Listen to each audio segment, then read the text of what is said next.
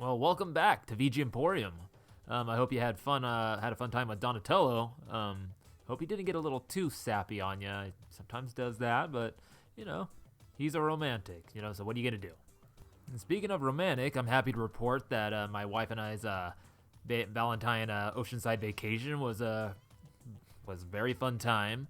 And to cap it all off, on Valentine's on Monday, we actually went to Muir Woods, and for the first time for me, and it was a beautiful, just amazing experience just to be in those trees, those great ancients. So, what do I got for you today? We got a grab bag. Some other podcasts, they'll do free picks. I think Pixelated Audio calls them expansion packs. But I'm just gonna be doing grab bags, giving you some goodies. You gotta open it up, look in there, be surprised what you got. There's no specific theme or topic. This is all based off. This is just sharing it with the tracks that I just kind of just caught my fancy at the time, and I'm just gonna there you go. Here you can listen to them, and I'm gonna be sprinkling these grab bags throughout. There's gonna be many other grab bag episodes. So yeah, it's gonna be fun time. And these grab bag episodes aren't going to be like, big old info dumps, just give you like the music, tell you the composer, maybe a little tidbit here and there, and then continue on to the next track. So this track we started out with is Teks, Meks from Killer 7 on the PS2, composed by Jun Fukuda. And if you're not familiar with Killer 7, I would suggest you go to YouTube, look up some videos, and just, be prepared to be flabbergasted. Not going to go more into that, just I'm going to plan on doing like a deep dive episode on the soundtrack and the game at some point, because, this is one of my favorite games. I can honestly say that. One of my favorite games and one of my favorite soundtracks from a game. It's just so weird and bizarre and wacky, and the visuals are just so appealing. And the characters are just as bizarre and wacky. But if you're more familiar with the more recent works of Suda51 and Grasshopper Manufacturer, then you kind of know what you're going to be in for. And I will leave it at that. In the name of Harmon. So let's see here. What do we got inside this bag for you coming up here next for you? Ooh. Let's see. Oh yeah. Got a good one here for you. Tong City from Run Saber on the SNES. Composed by Hikoshi Hashimoto.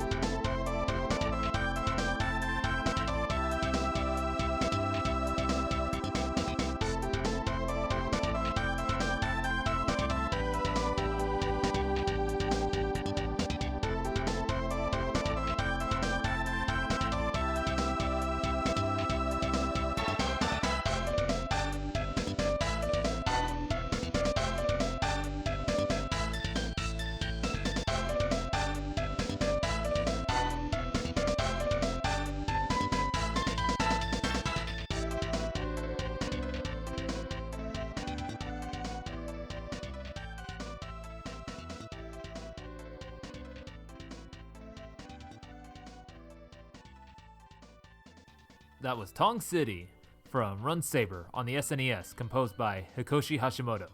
And this is pretty much a Strider clone, because you're just running around slashing things, climbing on walls and ceilings, and doing crazy jumps and all this stuff. So you get to play as one of two androids or cyborgs, I'm not sure what they exactly are, called Sabers. One male who has the power of lightning and the other female who has the power of ice. And you're taking on these bioweapons that are trying to take over or destroy the world or something. And then on this stage this music is from, halfway through you fight a renegade Saber who has the power of wind.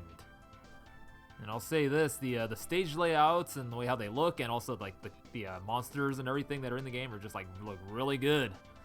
And so is the music. I mean, as you can hear here, I'd say there's maybe one or two tracks in here in this game that are not that great, but for the most part it's really good. And for some reason Hikoshi was kind of obsessed with these I'm gonna play these couple samples here that kind of just show up throughout the game. And the gameplay is pretty solid too. A little bit about Hikoshi Hashimoto, not to be confused with Hiroshi Hashimoto. He's got a big old list of games that he's composed for, but the two that stand out for me are from the Sega 32X, are Cosmic Carnage and ATB Tour Championship Tennis. And those are some top-notch FM goodness right there. And speaking of goodness, let's reach back inside the goodie bag and see what's next here. Let's see. Ooh, this is an interesting one. This next track here is called Sonic by Andrew Goodwin.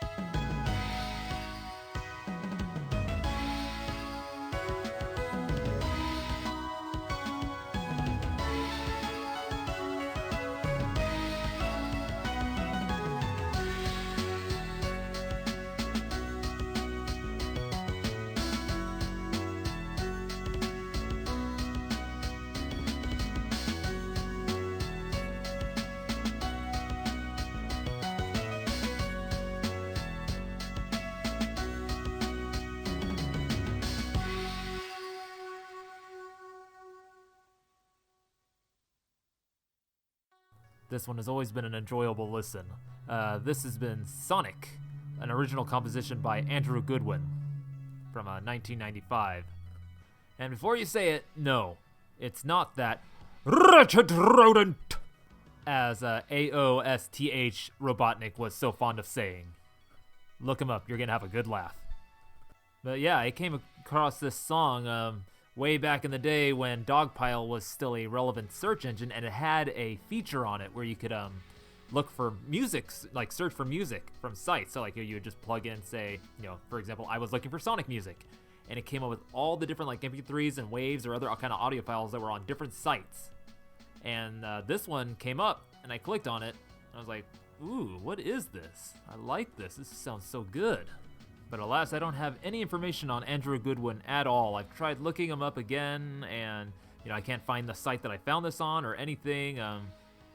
But what I can say is it sounds like this might be a tracker tune. Definitely not a mod. There's more than 4 channels going on here, so I don't know. But that's all I have on this thing. So let's reach on back into this bag. Oh, goodie bag, goodie bag. What will you have next for me? Ah, now this is a banger. This is Treasure Castle from Socket on the Sega Mega Drive, composed by, this is a big list. Yasuyuki Hamada, Shigenori Masuko, Youko Suzuki, and Fumito Tamayama.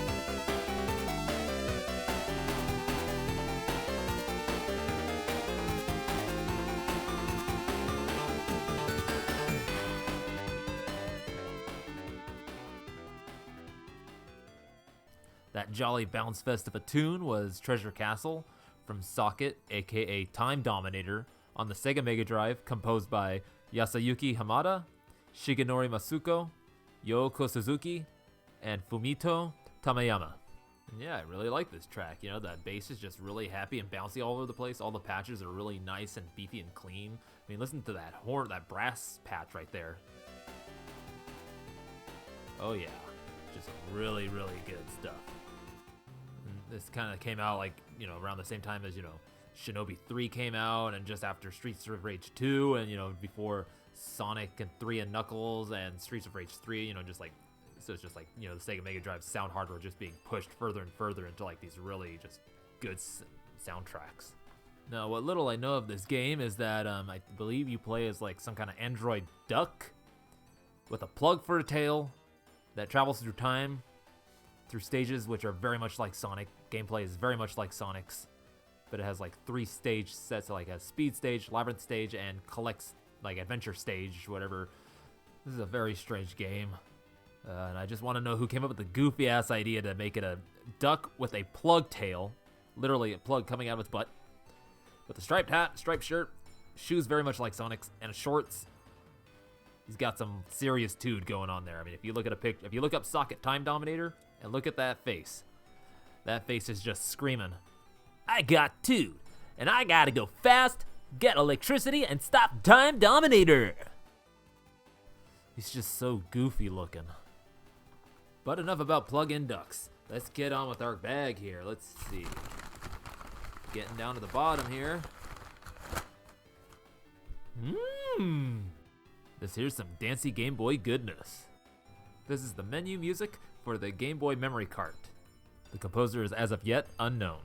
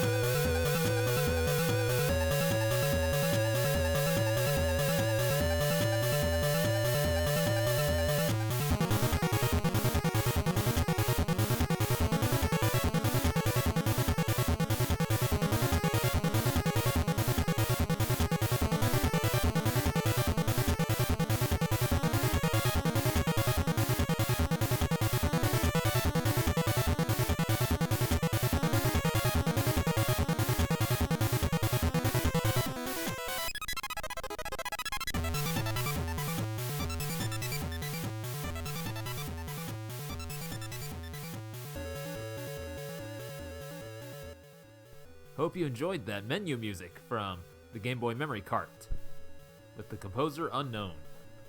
And what exactly is this thing? Well, it was a little Game Boy cartridge that had space for up to 7 games to be loaded onto it through special kiosks that were, this was only available in Japan. And it was basically just the Nintendo licensed flash cart. But you were only able to actually put games on there through their the kiosks made by Nintendo. And also, I think there were Super Nintendo versions of this as well. And one little fun tidbit is if you stick this into a Game Boy Color, the menu music is different. And I'm actually holding that one aside for another episode because I have some thoughts on who composed that version of it because it's very different from this version. Yeah, it's a little more kind of funky than dancey. And that's about all I have to say on this delightful little piece of white plastic. And I think we're getting to the last goodie inside this grab bag here. Let me give it a little shake. Looks like we got an original chip tune here. This is a High-Tech Environment 3, made with the Adlib tracker by Benjamin Gerardin.